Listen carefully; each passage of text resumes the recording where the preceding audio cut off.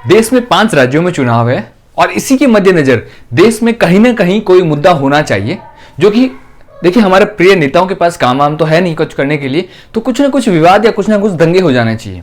क्योंकि अगर लोग शांति रहेंगे तो लोग नौकरियों की बातें करेंगे, विकास की बात करेंगे, जो कि नेता चाहते हैं कि ना ही हो, इसलिए कोई ना कोई नया मुद्दा लेके आ जाते हैं।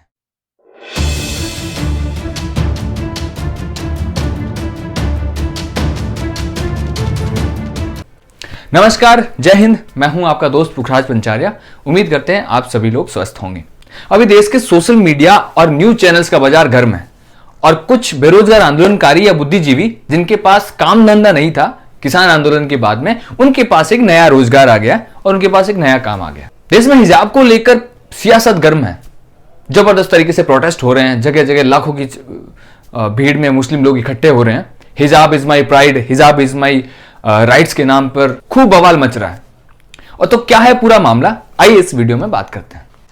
हिजाब या बुर्का, देखिए ये मामला शुरू होता है आज से कुछ दिन पहले। वैसे तो ये दिसंबर से पहले से चालू है, परंतु अभी ये मामला बहुत ज्यादा गर्म है। होता क्या है, कर्नाटक में एक छोटी सी जगह है उडुपी। उडुपी के एक प्री यूनिवर्सिटी कॉलेज के अंदर कुछ 6 लड़कियां होती है, वो अचानक से हिजाब पहन के आना स्टार्ट कर देती है, जिसका कॉलेज प्रशासन मना करता है कि देखिए हमारे स्कूल में एक यूनिफॉर्म है, उसी के अंदर आपको आना होगा और वो प्रोटोकॉल आपको फॉलो करना ही होगा। देखिए स्कूल जो होती है वो हमें समानता सिखाती है। स्कूल एक ऐसी जगह पर है जहां पर सारे बच्चे एक समान लगे और शिक्षा देने वाला शिक्षक उनको एक समान शिक्षा दे। परंतु नहीं, इन्हें तो विवाद करना है। देखिए स्कूल में ना कोई धर्म देखा जाता है, ना कोई जात, ना प्रांत, ना संप्रदाय, आपको कुछ नहीं देखा जाता है। वहां पर पढ़ने वाला हर बच्चा विद्यार्थी होता है, परंतु शिक्षा तो लेनी किसे है, यहां तो कुछ नया विवाद बनना है। हिजाब का समर्थन करने वालों को मानना है कि हिजाब पहनना ये हमारा संवैधानिक अधिकार है। हमारी धर्म को प्रैक्टिस करना ये हमें संविधान अधिकार देता है कि हम अपने धर्म को फॉलो करें। तो हमें यहां पर 2 पॉलिटिकल एंगल बन जाते हैं, एक तो पॉलिटिकल और एक इलीगल। ये जो बात कर रहे हैं कि हमें संविधान हमें अधिकार देता है कि हम किसी तरीके से जिए, किसी तरीके से कुछ भी पहने, कुछ भी खाएं पिए, उठे बैठे, ये संविधान हमें अधिकार देता है। तो क्या ये अधिकार संविधान देता है, आइए देख लेते हैं। पहले देखिए तो हमारा कॉन्स्टिट्यूशनल राइट्स क्या है। कॉन्स्टिट्यूशनल राइट समझेंगे इससे पहले एक बात देख लेते हैं कि ये मामला स्टार्ट कहां से होता है। उडुपी के कॉलेज में ये पहली बार मना होता है, उसके बाद में ये लोग वहां पर प्रोटेस्ट करते हैं और थोड़े दिनों बाद में ये मामला और किसी कॉलेज में होता है और ऐसा करके ये मामला धीरे धीरे आगे बढ़ता है। बट ये मामला दिसंबर में भी सामने आता है कि एक PFI, एक रेडिकल इस्लामिक टेररिस्ट ग्रुप है PFI, जिसमें देश में हर जगह प्रतिबंध है। उन्हीं का एक स्टूडेंट यूनियन फ्रंट है जिसको कैंपस फ्रंट ऑफ इंडिया कहा जाता है। ये लड़कियां उसके पक्ष में आती है क्योंकि कॉलेज प्रशासन का कहना है कि हमारे स्कूल के अंदर एक यूनिफॉर्म है जिसमें ब्लू पैंट, व्हाइट शर्ट और ब्लू स्कार्फ लड़कियों के लिए, पर उन्हें वो फॉलो नहीं करना होता। और कॉलेज प्रशासन का कहना है कि ये लड़कियां CFI के रिलेशन में है या फिर CFI से मिलता उठना बैठना मिलना जुलना है और उन्हीं का ये पेड विवाद है, वही उनको इस चीज के लिए फोर्स कर रहे हैं।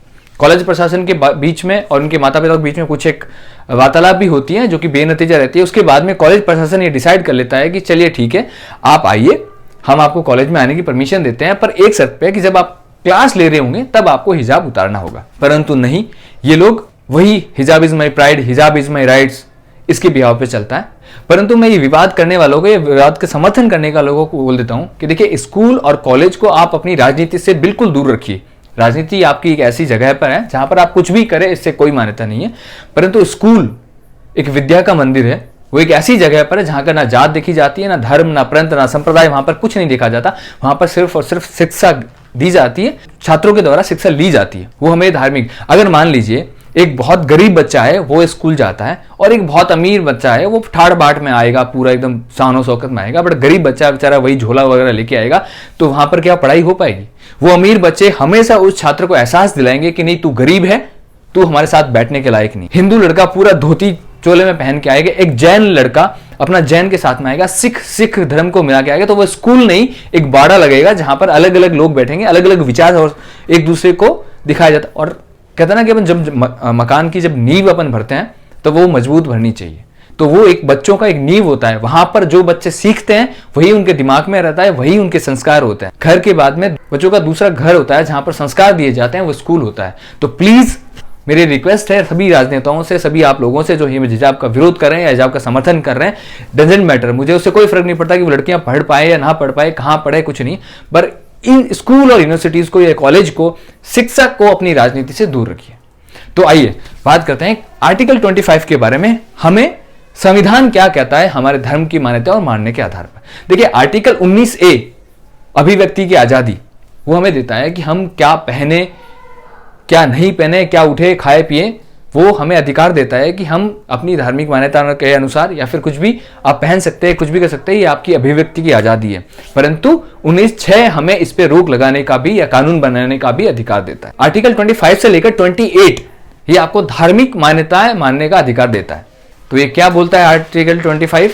Article 25 of the constitution guarantees the freedom of religious to all individuals. It provides that for all persons are equally entitled to freedom of conscience and the right to freely protest, profess, practice and propagate religions. मतलब कि हमें article 25 ये अधिकार देता है कि हम अपने धर्म का प्रचार सचार आचरण किसी भी तरीके से कर सकते हैं और वो हमें ये संविधान अधिकार देता है। परंतु हमें ये समझना जरूरी होगा कि कोई भी आर्टिकल्स या कोई भी संविधान अनुच्छेद हमें कुछ अधिकार देता है तो उसके साथ में कुछ रिस्ट्रिक्शंस भी देता है, और वो रिस्ट्रिक्शन ये देता है आर्टिकल 25A कि आप धार्मिक मान्यताएं मानिए, आप सब कुछ करिए, या हम आपको अधिकार है, हर भारतीय नागरिक को अधिकार है कि वो अपने धर्म की प्रैक्टिस कर सकता है, उसका प्रचार प्रसार कर सकता है, परंतु उसके साथ कुछ रिस्ट्रिक्शन भी है। वो क्या है? Article 25 comes with a responsibilities to ensure that the public order, morality and health are not compromised in the process।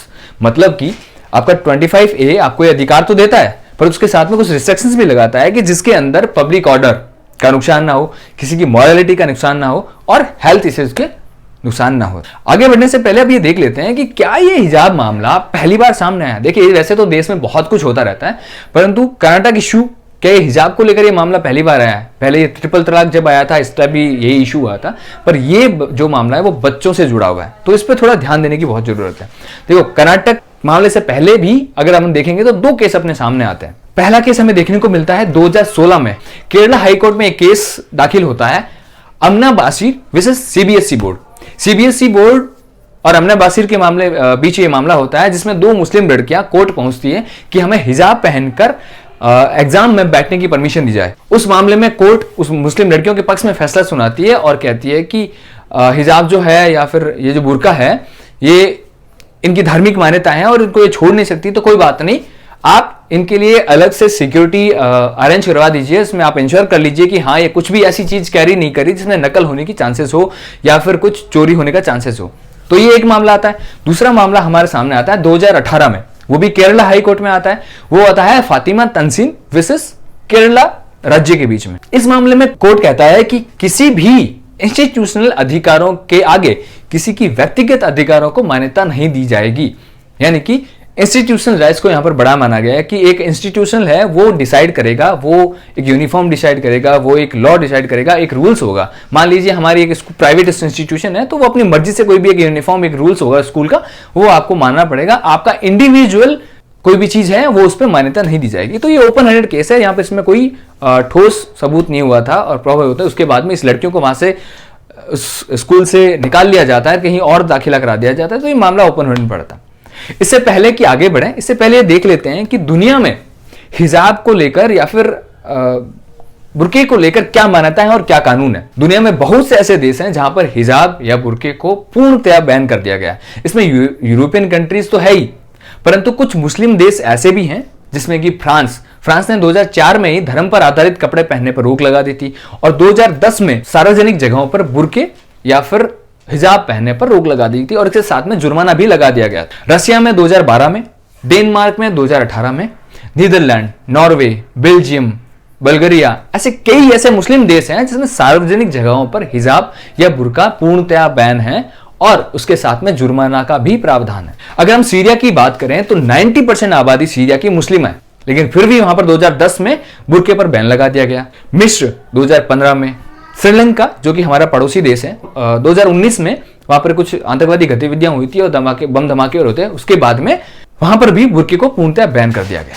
परंतु इंडिया में अब इस मामले को लेकर बहुत बड़ा इशू चल रहा है। देखो, कुछ भी चीजें होती है उसके पीछे कुछ ना कुछ पॉलिटिकल रीजन होता है, और जब भी चुनाव आते हैं तो कोई ना कोई मामला ये आने लग ही जाता है। अब आते हैं कर्नाटक के मामले में।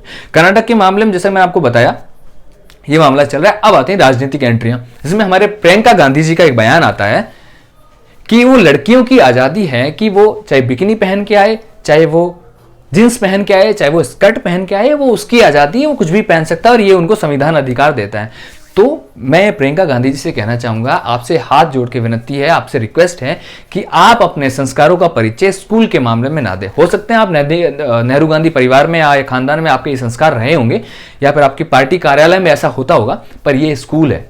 यहां पर कोई बच्ची बिकनी पहन के आएगी तो क्या वो पढ़ाई कर पाएगी?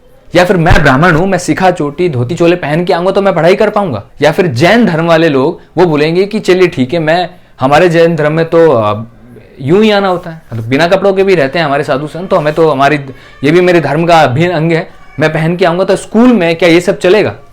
आपको बयान देने से पहले आप एक बहुत बड़ी राजनेता हैं, और आपका यूपी में तो कैंपेन भी है, लड़की हूं लड़ सकती हूं, तो आप ये लड़ाने का काम करते हैं। आप बच्चों के भविष्य के साथ खेल रही हैं। आप बच्चों को ये शिक्षा देना चाहिए कि स्कूल एक सिविल यूनिफॉर्म होती है, आप उसी में पहन के जाइए, उसमें कोई दिक्कत नहीं है।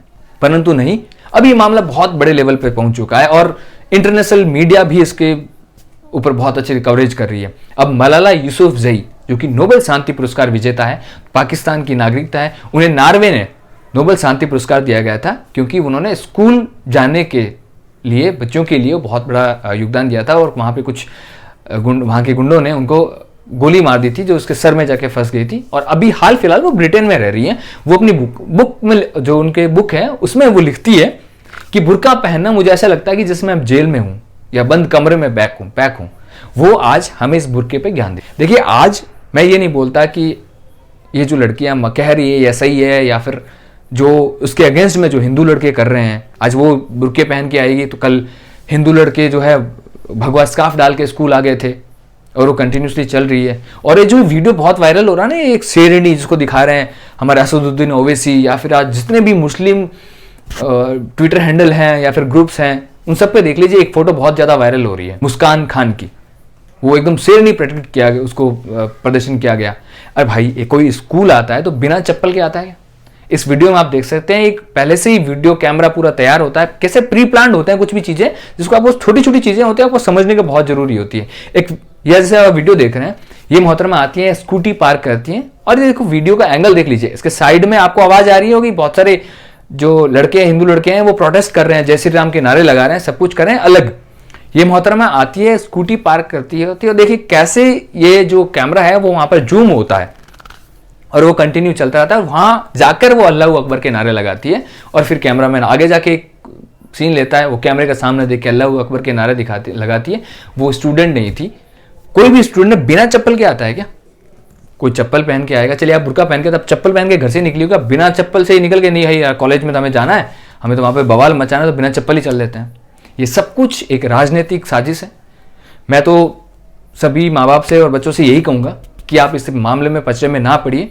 वो एक स्कूल है, वो एक ऐसी जगह है जहां पर कोई धर्म जाति पंथ मायने नहीं रखता। आप एक school uniform, civil code uniform में आइए, एक सिविल यूनिफॉर्म में आइए जहां पर आप सिर्फ पढ़ाई कर सके, ऊंच नीच का भेद मिटाकर आप पढ़ाई कर पाए। वरना ये मामला ऐसे देखो तो बहुत बढ़ते हुए चला जाएगा, बहुत कॉम्प्लेक्स हो जाएगा। अभी इस मामले में कर्नाटक हाई कोर्ट में ये मामला चल रहा है। सोमवार तक, यानी कि 14 तारीख तक सारी स्कूल कॉलेजेस जो है उसको खोलने की परमिशन देगी, क्योंकि जब ये मामला पूरा बहुत ज़्यादा बढ़ गया था तो कर्नाटक सरकार ने कुछ 3-4 दिनों के लिए कॉलेज और स्कूल से वो बंद कर दिए थे, पर कोर्ट के आदेश के बाद अब वो खुल रहे हैं। और इसके ऊपर जो है अगली सुनवाई है, तब तक के लिए कोई भी धार्मिक चीज़ें पहन के आने के लिए वहाँ पर मनाही थी। अब देखते हैं 14 तारीख को क्या होता है। अगर कुछ नया अपडेट आता है तो हम आपको जरूर बताएंगे इस वीडियो को लेकर। तब तक के लिए जय हिंद, नमस्कार, मिलते हैं नेक्स्ट वीडियो में नए टॉपिक के साथ।